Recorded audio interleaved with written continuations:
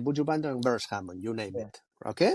Buju is asking for crazy money, and since he went out of prison, he just wants to do big stadiums or big arenas in the US.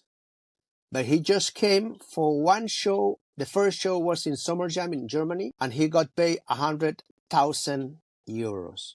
150,000 euros. It's crazy money. So the thing is that Buju Banton, he doesn't want to tour anymore in Europe. Because the He money doesn't isn't want. there.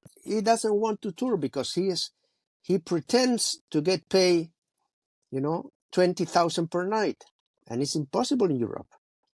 And Beres Hammond, same. He wants to come to Europe. He wants to come with 19 people touring, and he's asking for crazy fees. Beres Hammond can put, let's say, 600, in between 600 to 1,000 people in a venue. So how much you have to charge per ticket to get what he wants to, what he expect to be paid? So Barry, So Barry's But can pull 5,000 people. not more in Europe. Just in England, he has a yeah, huge I fan was base about in to get there. England, but not in Europe.